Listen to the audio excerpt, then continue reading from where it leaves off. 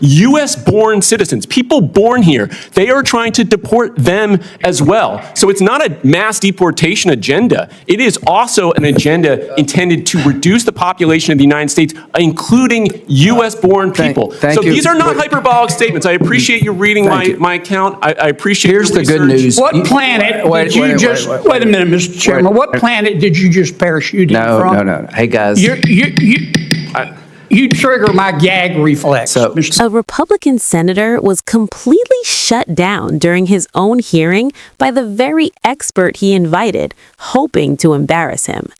John Kennedy seemed ready to ruin the man's career by reading his tweets aloud, one after another.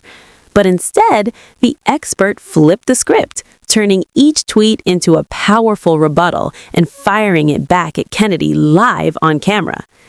Kennedy was left with nothing but a weak remark saying, "You trigger my gag reflex," which ironically sounded more like a reflection of how many Americans feel about his own behavior. If you enjoy watching moments like this, where politicians get called out in real time, make sure to subscribe, because we bring you these highlights so you don't have to search for them yourself. You seem to be a very smart guy. And you seem to be a nice enough guy. Thank you, Senator. You seem smart as well. Jack. Don't. That was the chairman, not me. Don't you think your hyperbolic statements undermine your credibility? What hyperbolic statement did I make?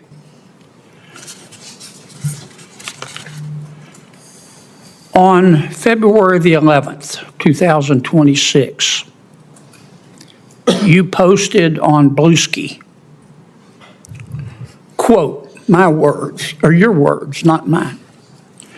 The Democrats' video telling service members to ignore illegal orders didn't go far enough. They should have also urged them to refuse unethical orders, whether illegal or not.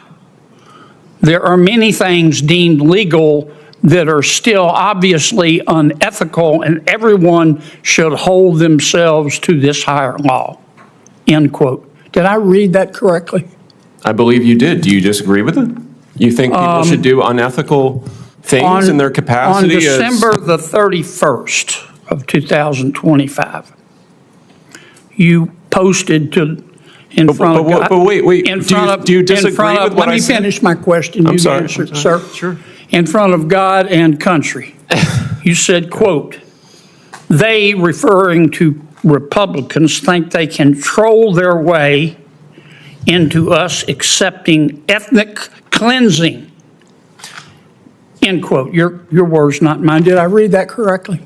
That was in regard to a Department of Homeland Security post about advocating 100 million deportations. That is what DHS has tweeted from their own account. 100 million deportations would be ethnic cleansing. You would be removing 1/3 of the country. So yes, there are people within the Department of Homeland Security. And you don't think this is hyperbolic? Give me 30 more seconds. I think advocating 100 million deportations is I'm having fun here, ethnic Mr. Chairman. Cleansing. On February 5th, you quoted you said the following on Bluesky. Your time's up. These are all good, but there's no enforcement mechanism. I'm sorry. Let me try a better one. On March 2nd, you said, quote, if you rule against Trump's population purge agenda, no hyperbole there, the nativists will name you, threaten you, and come after you. These judges are much braver than the ICE agents who hide behind masks while violating the Constitution. They are much braver. They put their names on their rulings, and they stand behind their constitutional rulings. When I talk about population purge, I'm talking about the fact that they're trying to deport U.S.-born citizens, people born here. They are trying to deport them as well. So it's not a mass deportation agenda. It is also an agenda intended to reduce the population of the United States, including U.S.-born people. So these are not hyperbolic statements. I appreciate you reading my account. I appreciate your research. Here's the good news. What planet did you just... Wait a minute, Mr. Chairman. What planet did you just parachute in from? No. Hey, guys. You trigger my gag reflex, Mr. Beal. We got a process here, and it's good to know you don't have an agenda. Senator King, just one point of clarification. Is it your position that a nonviolent illegal immigrant shouldn't be deported? My position is that we should give people who are peaceful people a path to citizenship. You endorsed that principle for many years, Senator. So no matter how many people come? No, it should be based on whether people have a demonstrable basis to remain in the United States, which is whether they contribute to this country or whether they're a threat to it. I guess we should have all I guess what you don't understand, threats. and I don't want to, I'm familiar with the Gang of Eight bill, shut down illegal immigration. We did away with the magnets. We're going to give people a chance who've been here for a long time. Your bill had the exact opposite approach of what this Department of Homeland Security is carrying out. Listen. For 4 years, Biden obliterated the border. 11 million people came in. And the bill I was working on would have prevented that. He took everything we were trying to do to stop illegal immigration, be fair to the ones here, and blew a hole in it, and now we got 11 million more, and you want to give them amnesty. They'll never stop. You trigger my gag reflex, a United States senator, to an expert whose research has been cited by the Supreme Court. That is what Kennedy had left after getting his entire argument dismantled in real time. Not a counter argument, not a single fact, just gag reflex and storming out. Because that is what you do when you bring tweets to a data fight and lose badly. But here is what Kennedy was desperately trying to make sure you never heard. Immigrants reduced the federal deficit by $14.5 trillion over 30 years, not billion, trillion. They work at higher rates than U.S. A U.S. senator telling an expert, "You trigger my gag reflex," says a lot, especially when that expert's research has been cited by the Supreme Court. That was all Kennedy had left after his entire argument was dismantled live. No counterfacts, no rebuttal, just a dismissive line and frustration. Because when you show up to a data-driven debate armed only with tweets, this is what happens.